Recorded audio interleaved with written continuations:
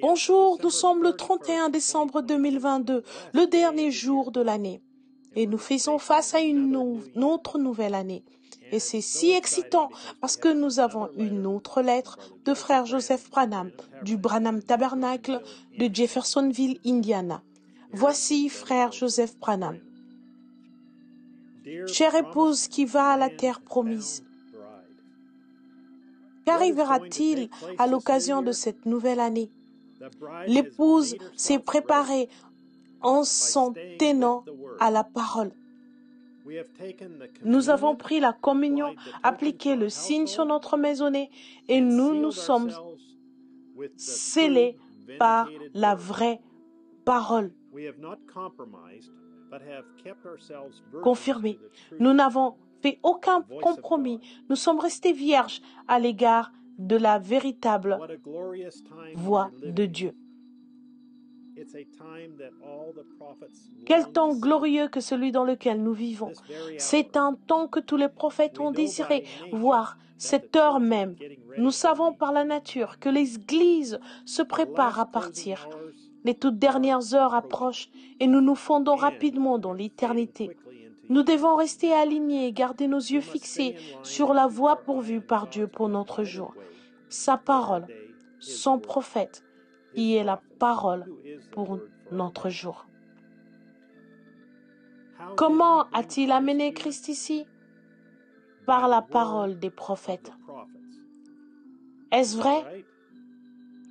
Comment va-t-il amener son épouse ici? Par la parole des prophètes. Que peut-on faire? Que doit-on faire? Il nous a dit ce que nous devons faire. Consultez le prophète, la Bible, à laquelle nous ne pouvons ni ajouter ni retrancher. Si nous le faisons, Dieu nous efface du livre de vie. L'heure est trop avancée. Nous devons être dans sa volonté parfaite afin d'être son épouse. Nous ne voulons jamais rendre un service à Dieu sans que cela soit sa volonté. Peu importe combien ça peut sembler bon. Dieu a fait une promesse disant comment il va faire cela aujourd'hui. Dieu a dit ici même dans sa parole comment il le ferait. Comment prendra-t-il son épouse? Par la parole, non par un char neuf, non par l'idée d'un théologien, mais il l'identifiera selon sa parole. N'y mettez rien et n'en retranchez rien. Laissez-la telle qu'elle est. Voyez-vous?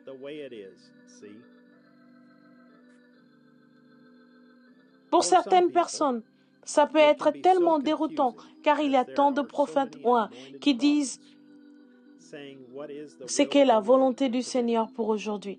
Ils disent que c'est faux de passer les bandes dans l'église. Frère Branham n'a jamais dit ça. Le ministère, c'est plus important maintenant et c'est la voie pourvue par Dieu pour aujourd'hui. Restez avec votre pasteur. Donc, c'est en règle d'écouter les bandes mais pas à l'église? Nous ne devons pas croire chaque parole qui se trouve sur les bandes, seulement ce que le Saint-Esprit nous dit être la parole et ce qui ne l'est pas. Écouter les ministres rendra l'épouse parfaite. Si je ne reste pas avec mon pasteur, je ne peux pas être à l'aide de l'épouse. Si je ne fais que passer les bandes, je suis en dehors de la volonté parfaite de Dieu. Chaque croyant veut faire ce qui est juste et être dans la volonté parfaite de Dieu. Personne ne veut faire ce qui est mal ou être dans sa volonté permissible. Il doit y avoir une manière correcte et juste.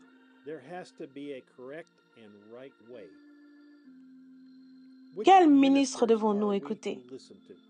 Chacun d'eux?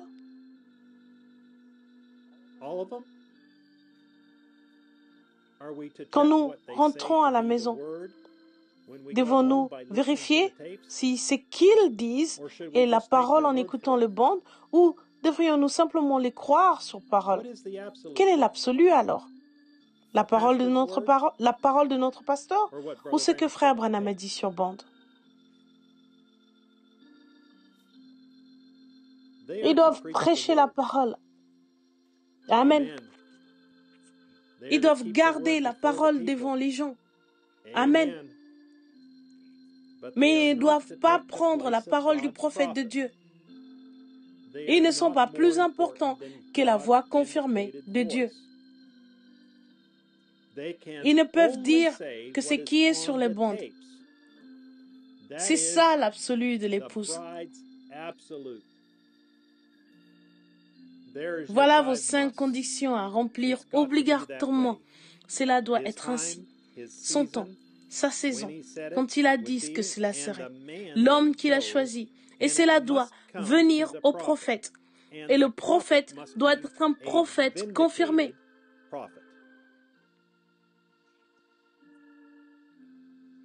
Je n'essaie pas de condamner le ministère ou de dire qu'ils n'ont pas une place. Que Dieu m'en garde. Je dis seulement que de faire jouer la voix de Dieu sur le banc devant les gens, c'est la chose la plus importante que le ministère doit faire. Quoi que je dise, ou qu'un ministre dise, ou même qu'un laïc dise, il faut que ce soit ce que le prophète a dit, mot pour mot.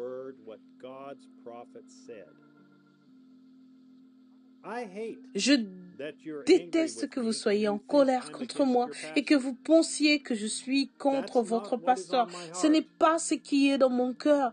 Je veux simplement que l'épouse s'unisse à la seule chose autour de laquelle nous puissions nous unir, ce message.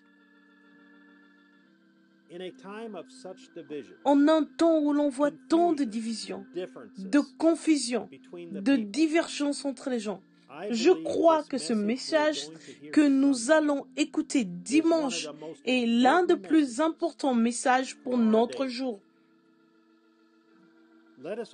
Ouvrons notre cœur et voyons ce que Dieu dit à l'Église, aux gens qui écoutent les bandes et aux gens qui sont en ligne dans tous les pays.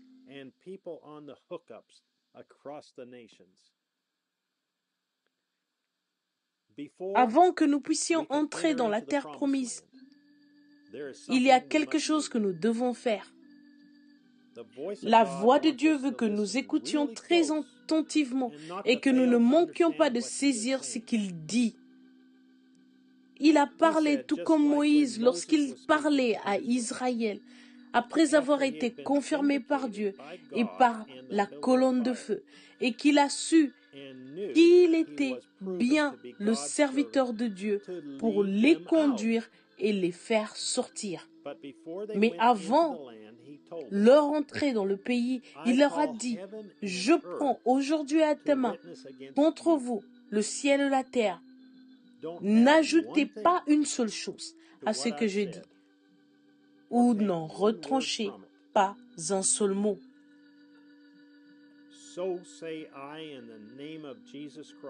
De même, je dis au nom de Jésus-Christ, n'ajoutez pas une seule chose, ne retranchez pas, n'y mettez pas vos propres idées. Dites simplement ce qui est dit sur ces bandes.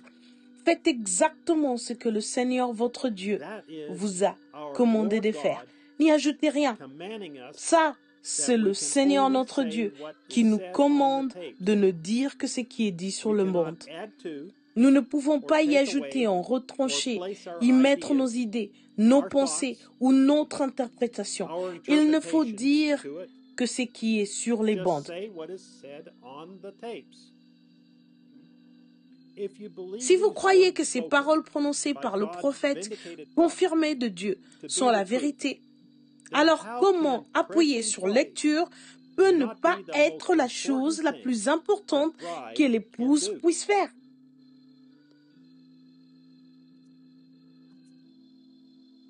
Comment l'a-t-il identifié lorsqu'il vint? Par un homme ayant l'esprit d'Élie sur lui et qui sortait du désert. Comment identifiera-t-il son épouse? Il a promis dans Malachie 4 qu'il ferait la même chose avant de détruire la terre, comme ce fut le cas au temps de Sodome. Chère épouse, qui va à la terre promise. Vous avez la vraie révélation. Vous êtes dans la volonté parfaite de Dieu. Vous avez reconnu qui vous êtes. Vous êtes dans le programme de Dieu en appuyant sur lecture. Vous êtes la parole. Vous êtes une partie de l'époux. Gloire! Quelle manière de commencer la nouvelle année. L'épouse unie, suivant l'ordre de Dieu en appuyant sur lecture. Veuillez vous préparer avec nous pour l'enlèvement. Dimanche à midi, heure de Jeffersonville, alors que nous écouterons. Essayez de rendre un service à Dieu sans que cela soit la volonté de Dieu. Prêchez le 18 juillet 1965 au matin. Frère Joseph Branham. Les passages des Écritures à lire avant l'écoute du message. Deutéronome, chapitre 4, versets 1 à 4. Deutéronome, chapitre 4, versets 25 à 26. Premier Chronique, chapitre 13. Premier Chronique, chapitre 15, verset 15.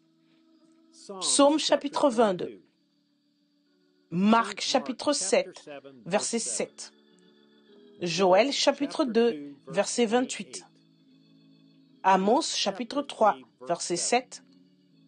Malachie 3. Matthieu 11, versets 1 à 15. Et 1 Corinthiens, chapitre 13, verset 1. Ceci conclut la lettre de frère Joseph Branham du Branham Tabernacle. Et jusqu'à l'année prochaine, Dieu vous bénisse et shalom.